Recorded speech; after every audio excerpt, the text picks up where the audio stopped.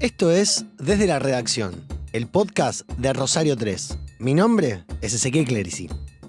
Arrancamos una nueva temporada y en esta entrega conversamos con Alejandro Galiano sobre cómo se está construyendo el capitalismo 4.0, quiénes son sus principales figuras a nivel global y qué rol pretende jugar el presidente Milei para instalar a la Argentina en ese proceso político, económico y cultural.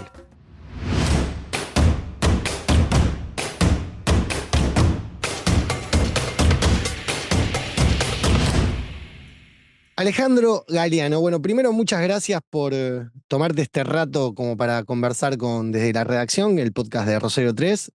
Y como para empezar a conversar y entender un poquito mejor qué es lo que estás haciendo ahora en Supernova, es preguntarte justamente eso, ¿no? ¿Qué es este proyecto que nace ahí de Revista Panamá? Bueno, gracias Ezequiel por invitarme. Sí, Supernova es un suplemento, me he inspirado en el papel, ¿no? Porque en digital suplemento no tiene mucho sentido, pero forma parte de Panamá. Teniendo en cuenta que Panamá es una revista digital de cultura y política ya muy asentada y con un público muy consolidado, orientada a la política y a la cultura nacional, Supernova trata de ocuparse de temas un poco más globales. Entonces, el espíritu de la publicación es eso, enfocar temas globales con una mirada desde acá, una mirada sudaca, si querés, por eso el logo es un mono, porque es un poco el lugar que a veces venimos a ocupar en el mundo. Y yo soy editor ahí junto con Tomás Broin. Está buenísimo esto que explicás porque también me da un buen pie para la primera pregunta, que sería la llegada de Milei a la presidencia, ¿no? De la Argentina. ¿Cómo se vincula con otras expresiones libertarias de extrema derecha que se viene expresando ahí con fuerza, tal vez a partir de 2008, con todo lo que fue el crack financiero global, pero que desde la llegada del primer Trump tiene otra impronta? Por lo menos es la sensación que tengo yo. ¿Cómo lo inscribís a Milei en esa nueva tradición, tal vez?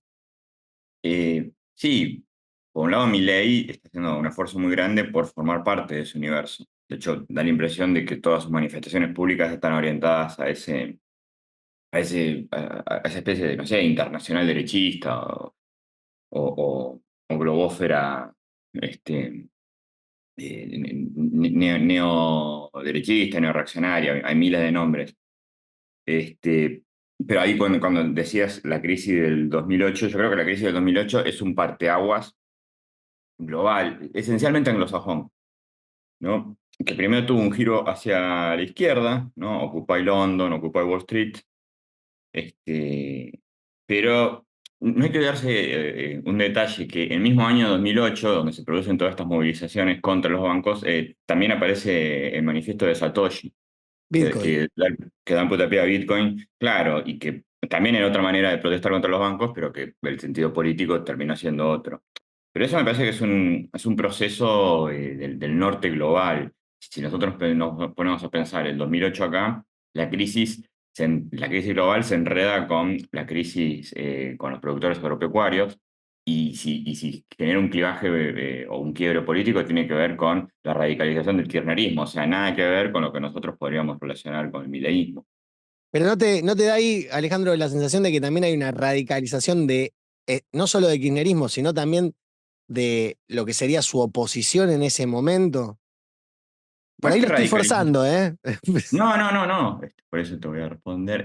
Más que radicalización, lo que aparece ahí es, por primera vez y después de 5 años de casi hegemonía que tuvo el kirchnerismo, como un sujeto social movilizable por la oposición, porque hasta ese momento parecía que las figuras políticas de la oposición no sabían a quién movilizar, ¿no? Bloomberg pudo haber ocupado ese espacio tipo 2004, pero se extinguió porque movilizaba algo muy puntual y quizás porque Bloomberg no le daba la espalda para tener ese liderazgo. A partir de 2008, sí, ese es el momento en donde Macri, que yo me acuerdo cuando gana las elecciones en la ciudad de Buenos Aires, él dice: yo no soy oposición, soy alternativa. A partir de ahí, él se comporta como oposición, porque bueno, encuentra una base social sobre la cual respaldar esa postura opositora. Pero si nosotros queremos buscar un quiebre análogo aquí, yo diría que fue la pandemia, que fue un quiebre global. fue un quiebre global. Y ahí sí, por las restricciones que impuso el Estado esencialmente a los individuos, pero también a la actividad comercial, ese discurso de libertad empieza a tener sentido. Pero más allá de este Milei global, que es el que él quiere vender, hay un Milei local que se explica por la inflación y que es el que está aplicando un plan de ajuste que si nosotros lo vemos de cerca, no tiene nada de narcocapitalista ni de disruptivo. Es bastante ortodoxo en los términos argentinos. Ujú.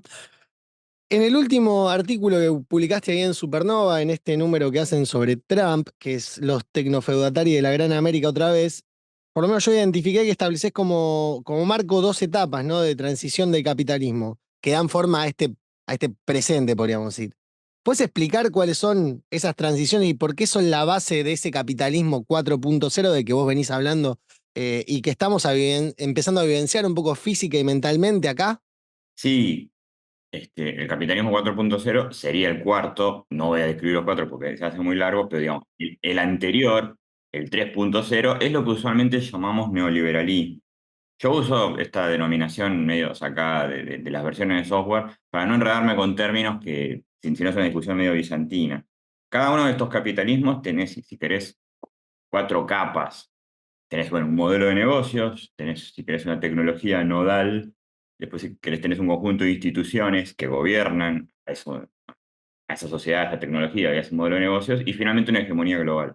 Ujú, Lo que nosotros vemos ahora es, en primer lugar, la tecnología nodal y el modelo de negocio, que tiene que ver con el machine learning y el tipo de empresas que se genera alrededor de eso. Y después lo que vemos es una gran condición global que tiene que ver con la aceleración de la crisis climática.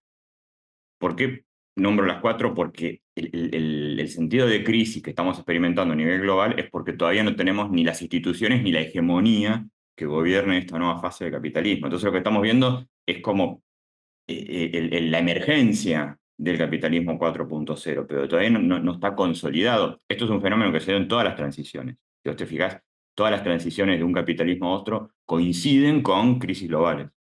ujú. Y la cuestión ahí del rol de la Argentina, tal vez es una pregunta más para que vos imagines, porque claramente no está claro, si, sobre todo si la idea es que se está empezando a instalar. Pero, ¿cuál ves que sea el lugar que puede llegar a ocupar dentro de esa nueva lógica que estás planteando? Me parece que el lugar se define desde dos puntos.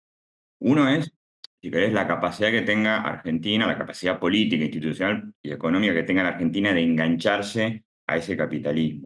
Si haces un repaso, vas a ver que en el capitalismo 1.0, digamos, el capitalismo manchesteriano del siglo XIX, Argentina se enganchó re bien.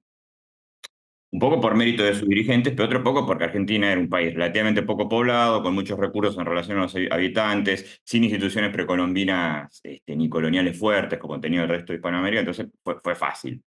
Pero también, bueno, mérito de la dirigencia, hay que decirlo.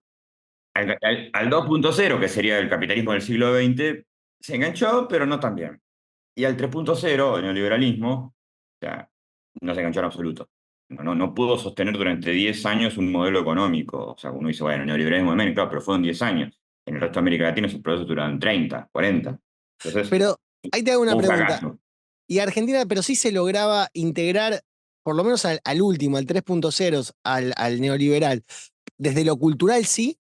Mira, la relación de la cultura con la economía es medio resbaladiza, porque si Argentina hubiera desarrollado una cultura neoliberal sólida y consolidada, bueno, eso hubiera legitimado las políticas neoliberales. Ujú. Si hubo esa resistencia, o sea, si después de 10 años de un modelo que fue considerado exitoso se derrumbó como se derrumbó y se generó un consenso tan grande en que eso había sido malo, evidentemente, sí, uno puede decir el estilo de vida neoliberal, sí, ok, ha habido pero la verdad que a nivel de cultura neoliberal que genera un consenso político, no. Parece que no, sino es otra cosa. O sea, compará con otros países en donde hasta la izquierda adhiere, no sé, a la disciplina fiscal Sí, la ah, no, socialdemocracia europea, por ponerle la un democracia nombre. europea, pero también puedes agarrar casos como Chile, Uruguay, incluso Brasil, en donde se generaba un consenso. Acá no se generó un consenso, entonces no creo que en términos de cultura política se haya generado eso. Entonces ahí está, o sea, desde el punto de vista de la capacidad de engancharse, bueno, estamos viendo qué hacen las dirigencias.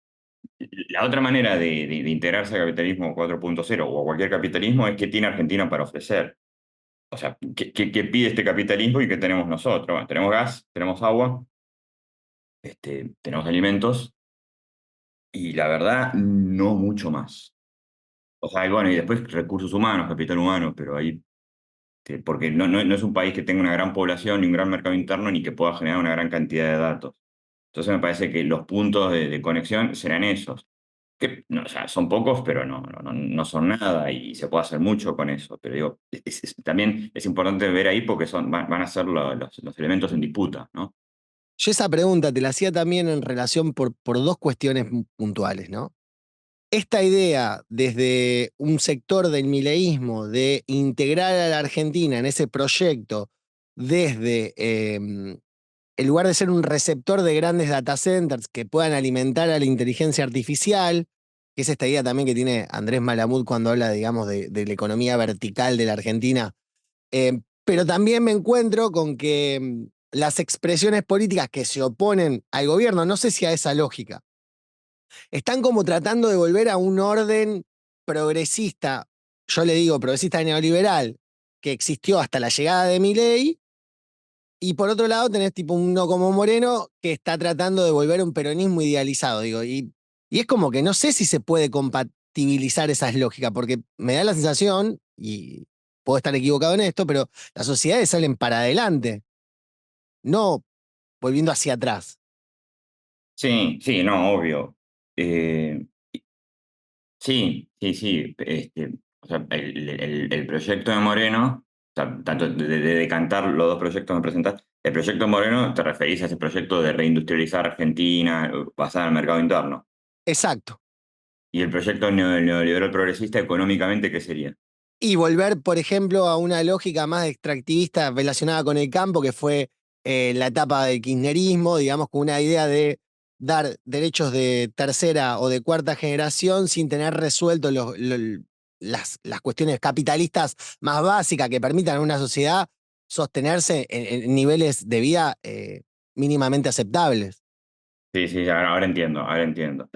Sí, Perdón si te bueno, hice un quilombo, no, al te pido contrario, disculpas. está buena, está muy buena la distinción que haces, que quería tenerla clara para no responder pavadas, tío.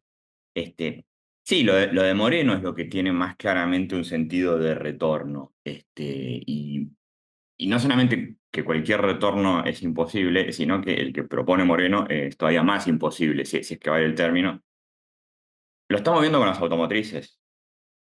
O sea, Argentina, en su fase de capitalismo 2.0, apostó a una industrialización basada en la industria automotor, esencialmente, y un conjunto de industria automotor transnacional, que en su momento, en la época de Perón y sobre todo del gobernador San Martín en Córdoba, la idea era una industria automotriz digamos, asociada a capitales nacionales, tipo Kaiser en Córdoba. Con Frondizi ya directamente transnacional y de última había como un anillo de pymes locales que se iban a proveer. Eso fue muy mal planificado. Argentina tenía, creo que 19 empresas automotrices para un mercado digamos, considerablemente chico y teniendo en cuenta que no eran exportadoras, o sea que no funcionó bien ni al principio. Y hoy está pésimamente preparada para la transición a los autos eléctricos e híbridos. Puede llegar a sobrevivir Toyota. Automotrices en el mediano plazo se van a ir. No sé, se van a ir a Argentina, no sabemos si se van a ir de América Latina. O sea, está cambiando el eje de eso y está cambiando el paradigma en la industria automotor, que en su momento fue vanguardia, después dejó de serlo y ahora parece que va a volver a serlo, pero con... Entonces, eso es inviable, salvo que, no sé, pensemos en Argentina se industrialice sobre la producción de otro tipo de bien, pero así manufacturas de consumo, muy difícil. Lo mismo genera un polo de industria electrónica. O sea, que lo que dice Moreno es más un ejercicio de nostalgia que apela a los sentimientos que un plan económico viable. Lo que vos llamás neoliberalismo progresista, es cierto, está bien como lo caracterizás vos. Pareciera haber sido un modelo medio rengo, ¿no? Que resolvía una cosa, pero no otra. Creo yo que es la manera en cómo terminó de instalarse el capitalismo 3.0 en Argentina. Quiero decir, si uno ve todo el proceso del llamado neoliberalismo, se va a encontrar con un conjunto a nivel estatal de experimentos truncos. primero Martínez de Oz, el menemismo, sí, pero 10 años no es un éxito. O sea, solamente acá se considera 10 años un éxito. Si además si uno mira por abajo, ¿cuál fue lo que perduró? ¿Qué fue lo que realmente se mantuvo a lo largo de todos esos años? El desarrollo del complejo agroindustrial. O sea, los experimentos con soja empiezan en el 69, en el 74, bueno, el famoso avión Hércules que trae la semilla de soja norteamericanas y todos los experimentos que se hicieron en los años 80 hasta que llega la soja transgénica a los 90 y explota a partir de la devaluación de 2002. O sea que ahí sí ves una continuidad muy grande. Y ese uno podría decir que fue el verdadero capitalismo 3.0 argentino. Sobre eso se montó un sistema de redistribución que, como vos decís, o sea, no era sustentable. Eso no me parece que sea algo irrepetible, me parece que es algo que se mantiene. En todo caso, habrá que pensar si la soja sigue siendo el commodity exportador, teniendo en cuenta que China está anunciando su intención de sustituir importaciones de soja. Pero el know-how desarrollado ahí, la burguesía nacional que desarrollaste ahí, las redes de circulación de información y las instituciones que desarrollaste alrededor de eso se pueden adaptar para algún otro tipo de bien exportable. O sea, si esa parte de lo que vos llamás el neoliberalismo progresista sí tendría un lugar en el futuro. El tema es, bueno, qué instituciones montarle arriba para integrar al resto de la economía, que fue un fracaso tratar de integrar a eso al resto de la economía argentina. Y las instituciones que pareciera, por lo menos, estar intentando crear el mileísmo. Quiero decir, cuando digo instituciones, tal vez es demasiado, pero no sé de dónde buscar un punto de anclaje para establecer la pregunta que es, digamos, ¿qué tipo de institucionalidad está creando el mileísmo para, insisto con lo que te pregunto antes, ¿no? Digamos, para insertarse en este nuevo capitalismo? Porque no sé si está claro, vos lo decís muy bien en la cuestión de la economía que piensa Milei, que es una economía más bien ortodoxa, clásica, pero sí desde lo discursivo hay una gran idea de un salto hacia adelante de la Argentina. No sé hacia dónde, ¿no? Digamos, pero yo lo que noto ahí es que hay como una intención de crear instituciones para ese nuevo capitalismo. Por lo menos es una sensación que tengo yo. ¿Vos la compartís? ¿Pensás que está haciendo eso o creés que es más que nada una puesta en escena lo que vemos? Una performance. Bueno, yo creo que de performance hay mucho en este gobierno. Pero sí, si uno saca la espuma, llega a ver cosas. Por ejemplo, todo el plan de energía nuclear, de desarrollo privado de energía nuclear que anunció Reidel la vez pasada, pero no llegó a ver un sistema. O sea, me parece que son cosas aquí, cosas allá. Quizás eso se vea más adelante o quizás no se vea, porque está todo muy supeditado primero a una carrera contra el tiempo que es tratar de estabilizar una baja inflación, digo, estabilizarla, generar una política sustentable, no el tipo de cambio pisado, algo que vos puedas decir, bueno, reducimos la inflación en un plazo mediano, no un trimestre sin inflación. Y después una reactivación de la economía y una reducción sostenida de la pobreza. Por ahora, lo único que va avanzando en eso es ir bajando la inflación, reactivación. O sea, sí, también hay que bajar la inflación, se puede ver, pero todavía no es palpable. Y bueno, y de pobreza. Pasa que es lo que dijo la otra vez Tornaroli. O sea, la pobreza no se baja un trimestre. La pobreza la sostenés bajas la pobreza en años, que es como hizo toda Sudamérica. Está bien, tenía tasas de pobreza mucho más altas, pero quiero decir, festejar que en el segundo semestre bajó la pobreza es ridículo, porque si vos frenás la inflación va a bajar la pobreza inevitablemente, pero eso no significa que vayas a tener menos pobre a la larga. Entonces, en esa especie de plan básico se juega la suerte de todos los otros proyectos. Y ahí lo veo como muy disgregado, bueno, la llegada de WorldCoin acá, pero que tampoco puede llegar a ser algo sustentable. Promesas que llegan desde afuera, pero todavía, o sea, Elon Musk, 10.000 selfies, cero inversiones, entonces tampoco ahí tenés como mucho de qué agarrarte. Y después cosas como medio desarticuladas que pueden llegar a funcionar, pero uno no las ve integrado a un sistema en general, como, bueno, ya te digo, el anuncio del plan nuclear de Raider, que es un tipo que por su formación debe tener algún grado de compromiso y mucho conocimiento sobre el tema. hay que ver si la política lo acompaña, pero me cuesta ver todavía ese modelo, ¿no? Como decimos acá en Argentina, un modelo económico. Ujú. Más allá de lo que vos decís, lo performativo, que eso es política. Me quiero meter de nuevo en tu artículo e ir para el lado de lo que está pasando en Estados Unidos, eh, sobre todo en algo que vos nombrás, pero me parece que desarrollás de una forma em, simple, pero para ir para otro lado y ver si por acá lo podemos profundizar más, que esta disputa que se está dando entre Steve Bannon, que es un nativista, digamos, que es el primer ideólogo detrás de la figura de Trump, y la disputa que él está viviendo en este momento con Elon Musk, que además de tener una visión de la economía claramente distinta, va también por el lado de esta cuestión de que es sudafricano como también un desvalor. Pero al margen de esta descripción que yo te hago, me interesa tu opinión sobre la visión que tiene cada uno y cuál es la disputa que se está dando hoy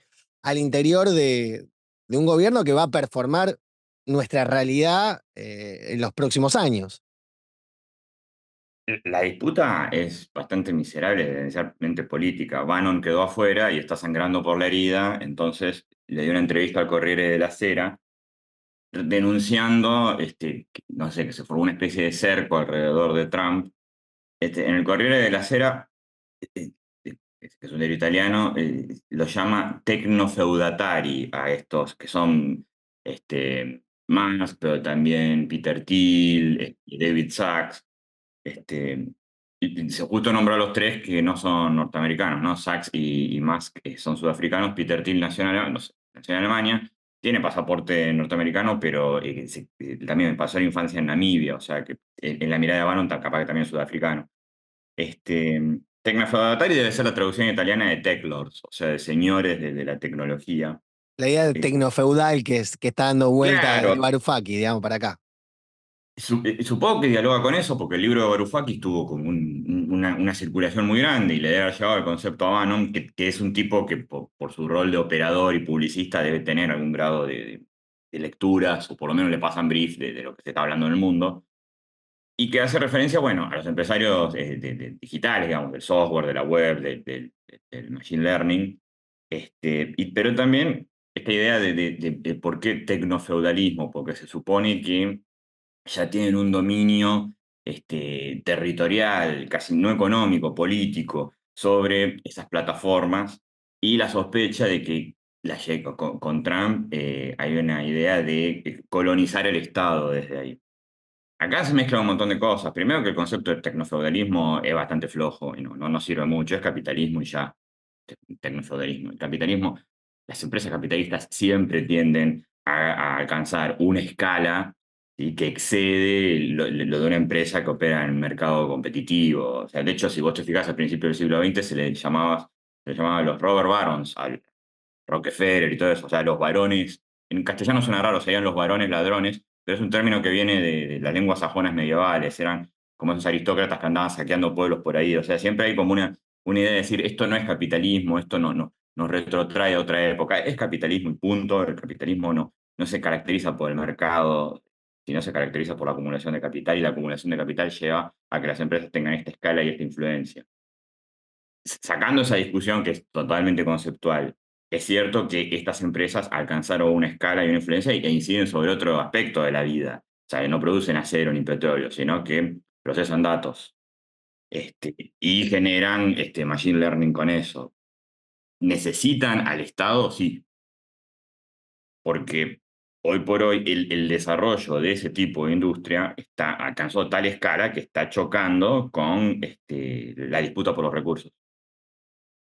Y la competencia con China, que creo que es la competencia con Asia en general, porque bueno, China es el gigante, pero la verdad, si uno se fija hacia dónde se está moviendo la economía, a todas hacia, si no es China, es Corea, es India, tiene que ver con que para esa disputa por recursos, el modelo que desarrollaron las corporaciones chinas, muy respaldadas por el Estado y muy asentadas en el territorio, parecería ser, y esto está por verse, por eso te digo, está en disputa también la hegemonía global, la tecnología es solamente la base de esto.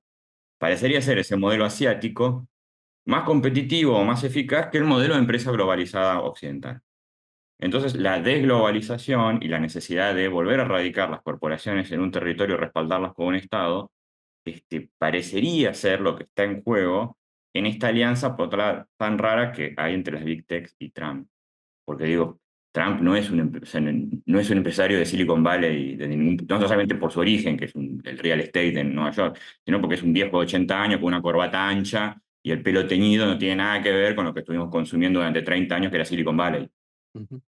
Ahora, eso me llama la atención de lo siguiente, que es, no sé si es que lo convencieron, no sé si habla de su propia inteligencia, pero cómo él en este segundo periodo, hablo de Donald Trump, se rodea de estos tecnólogos y sobre todo de estas ideas, que me parece que el que mejor lo encarna, y vos también lo nombrás en el artículo, es su vicepresidente J.D. Vance, ¿no? Es como que él está leyendo ese mundo que vos estás describiendo y se ha rodeado de gente que por lo menos le asegura a él que le puede asegurar a Estados Unidos su hegemonía global como la que tuvo hasta entrar en la crisis que vos también nombrabas antes, que es la de 2008, que para mí también ese crack es como que termina de partir aguas. Sí, Trump los había convocado al primer gobierno. En su primer gobierno Ah, hizo no como sabía. sí, ahí estaba, ahí hubo una foto. Ahí estaba Elon Musk, que se retira de ese consejo a propósito de una declaración muy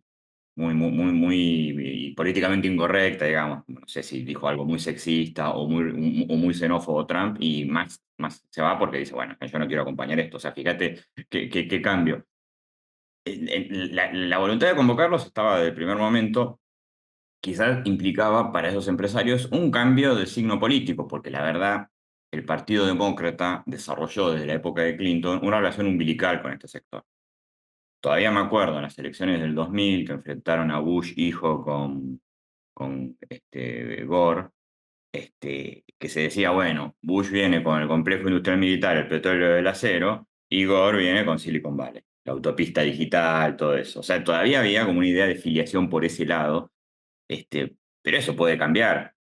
O sea, en rigor, ¿por qué también funcionaba esa especie de alianza política? Porque en ese momento la globalización, o sea, como flujos financieros que fondeaban estas empresas y como mecanismo, como modelo de negocios global que les permitía operar, ¿sí? Estaba, o sea, coincidía y coadyuvaba el desarrollo. Hoy que hay una desglobalización, una figura como Trump con ese discurso nativista y casi xenófobo se complementa mejor.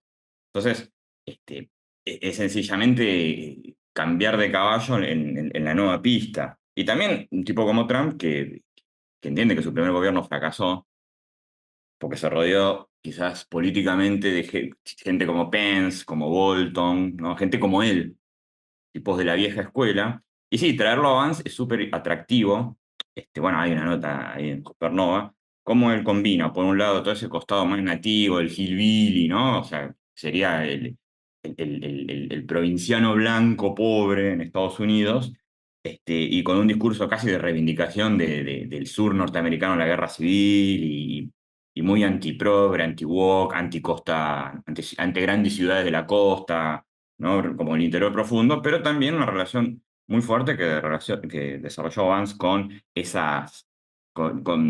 digamos, con los empresarios digitales de Silicon Valley, que seguimos diciendo Silicon Valley a pesar de que muchos se están mudando a Texas, y que se muden a Texas también es sintomático de esta reterritorialización. El otro que es puntero en esto es obvio Musk, porque él es no solamente un empresario digital, sino el que de manera más precoz y convencida hizo este giro, digamos, desde el Partido Demócrata, desde la rama más progre del Partido Demócrata hacia la rama más conservadora y casi reaccionaria del Partido Republicano.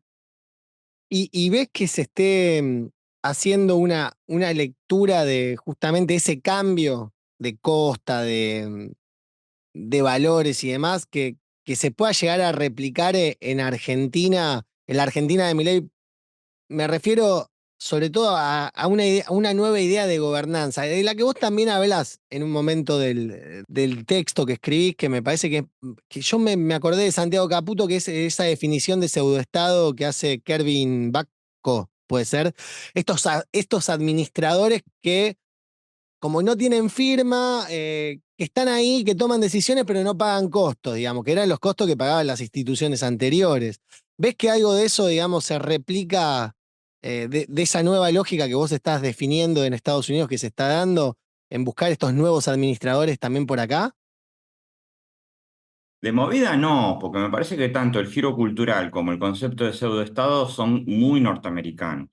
Y de hecho la pregunta por el giro cultural y la viabilidad que tenga, casi la dejaría pasar porque la puede responder alguien que conozca mejor la cultura norteamericana. Y el concepto de pseudoestado también se explica desde una sociedad como la norteamericana, en donde la sociedad civil siempre acompañó al Estado. Digo, comparado con el modelo europeo, que es más soberanista, más estatista, aún en democracia, no tiene nada que ver con el sistema político.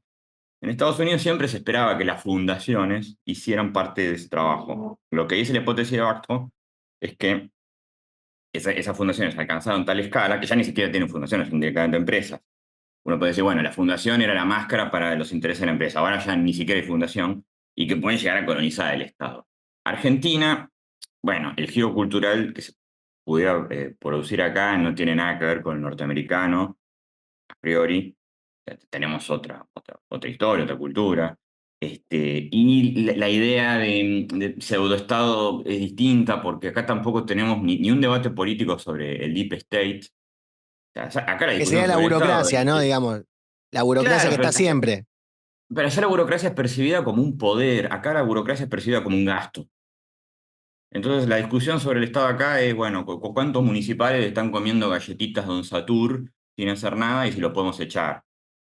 Con Milei, con Menem, con Macri, y con Martínez de Oz. Entonces, es otra discusión que se da. Y por otra parte, Argentina no tiene esa tradición norteamericana de instituciones civiles fondeadas por grandes empresarios que complementen el trabajo estatal. Creo que si lo sacás a Hugo Sigman, casi no hay de eso. Si no hay proa, ¿viste? Pero es más cultura, no se van a meter en cosas grosas como política exterior y todo eso. Entonces, no, a priori no. Es cierto que este cambio sí genera un discurso neorreaccionario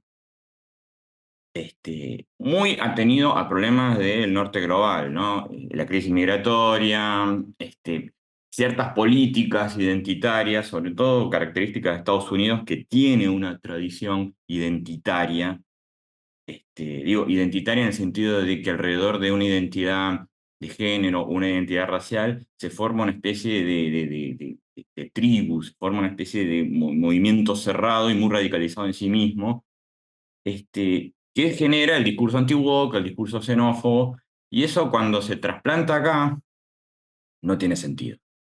Pero aún así hay un intento de trasplantarlo. ¿Qué quiere decir? Milei puede ir a Davos y tirar un discurso totalmente homofóbico, como si eso fuera un gran problema en Argentina, y después encontrarse de vuelta en Argentina con que una enorme cantidad de varones homosexuales que lo votaron no entienden por qué hizo eso. O sea, acá ese discurso no reaccionario no tiene enemigo.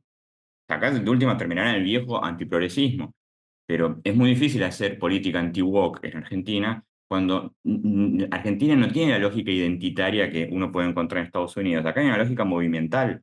Acá todo termina siendo una columna en la 9 de Julio, en Capital o en las grandes avenidas de las ciudades y todo se sejetiza en Argentina. O sea, todo termina funcionando como una corporación que moviliza a mucha gente. Entonces esa idea de identidades radicalizadas que son muy características de los campus norteamericanos, acá no la vas a encontrar. Entonces articular un discurso anti-woke sin tener woke va a terminar siendo un discurso antiprogresista más y puede llegar a ser súper nocivo. Entonces en ese punto sí se puede dar este, un quiebre cultural, pero es algo, fíjate hasta qué punto trasplantado, que no tiene sentido, que no tiene contexto y que puede llegar a ser puro daño. Y cuando decís esa cuestión, ¿no? De puro daño, de súper nocivo, ¿cómo lo imaginás materializado? Porque lo que me resulta muy interesante, sobre todo de toda esta última parte de lo que vos venís pensando y comentando, es la imposibilidad de pensarse desde una cultura propia.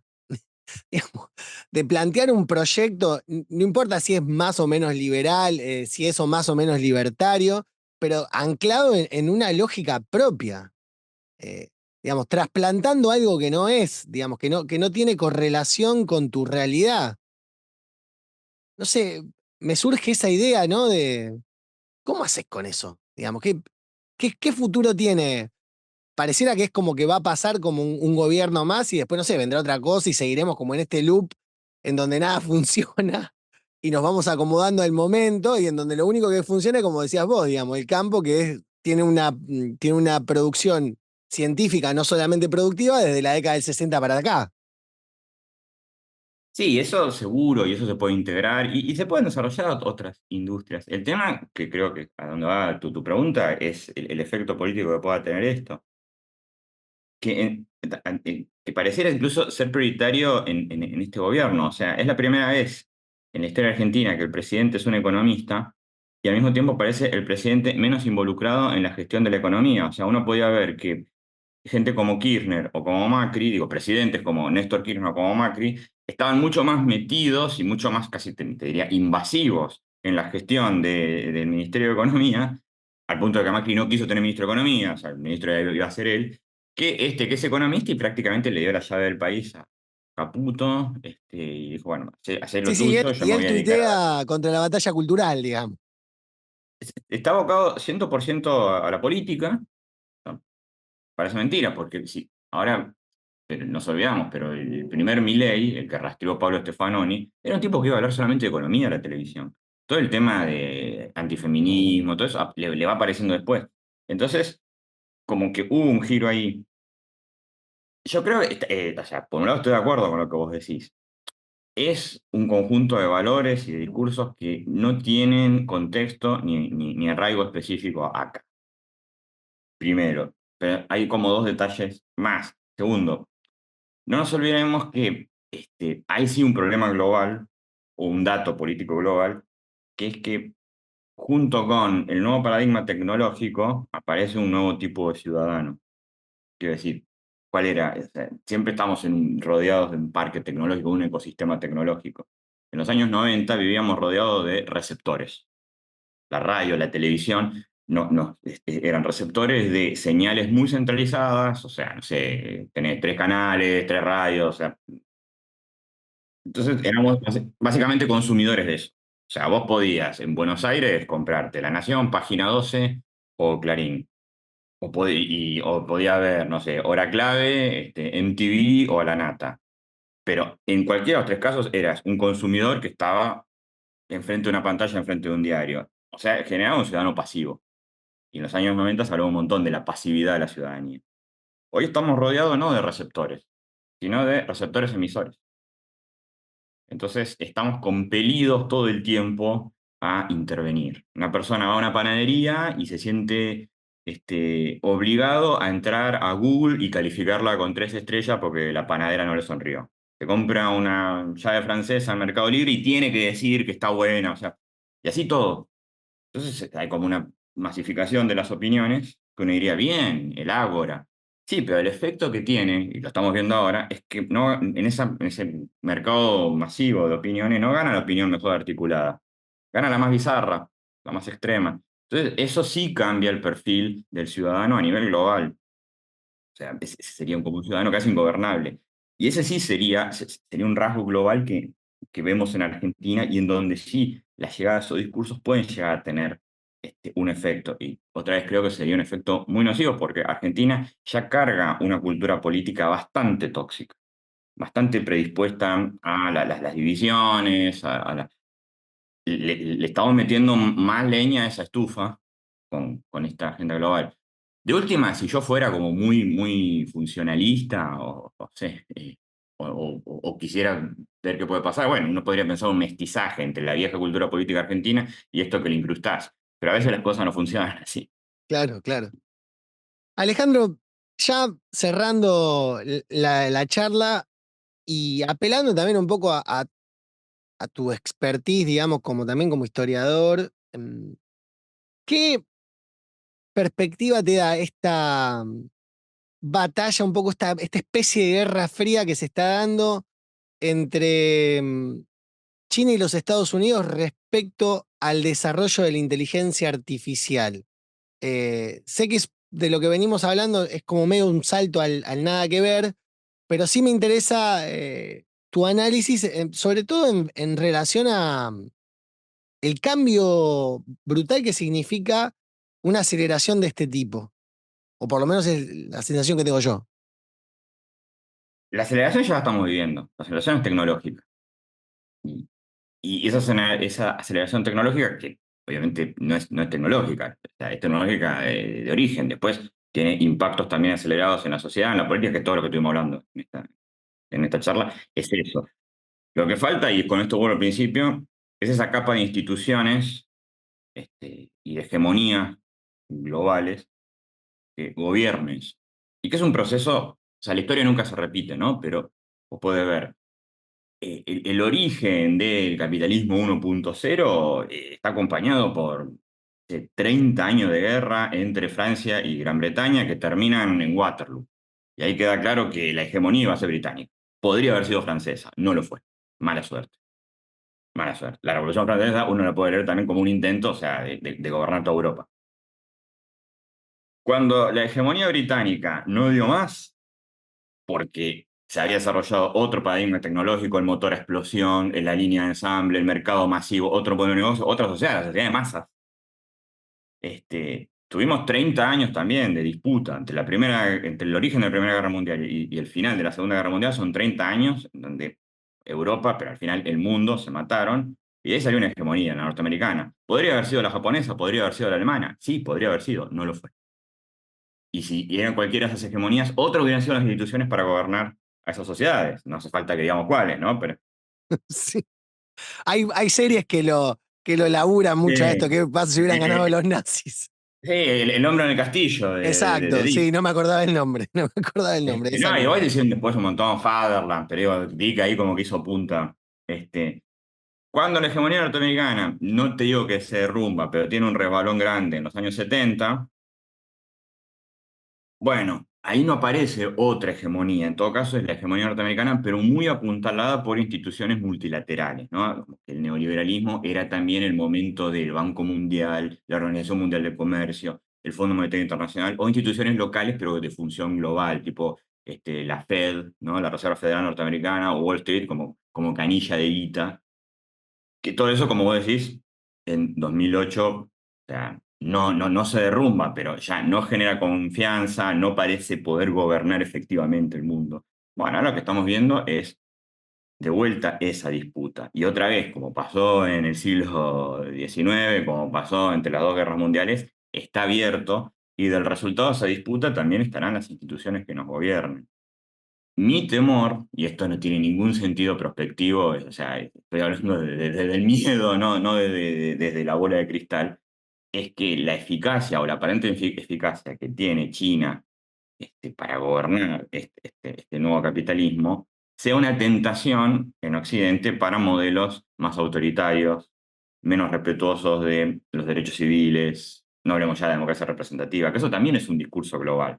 O sea, Sí, a está mí me muy interesa, eso que decís vos me hizo acordar a Curtis Yarvin, digamos, que es como el total. ideólogo en Estados Unidos de esta lógica de que hay que ir a una monarquía, de que Estados Unidos tiene que ir a una monarquía porque no puede competir con la eficiencia autocrática de China. Sí, eso es lo que se llama el pensamiento neorreaccionario para distinguirlo del pensamiento neoconservador, que de última quería acomodarse en la democracia liberal.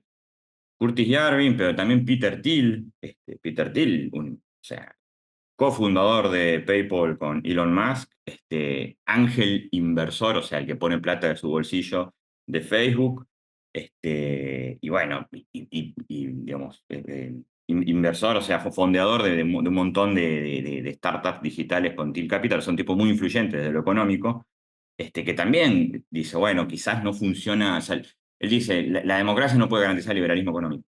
Entonces hay que pasar a otro modelo. Es un discurso marginal, pero siempre estos discursos marginales tienen un momento donde tienen más influencia. O sea, nunca se van a aplicar las ideas de Curtis y Yarvin, pero sí pueden influir para personas que tomen decisiones.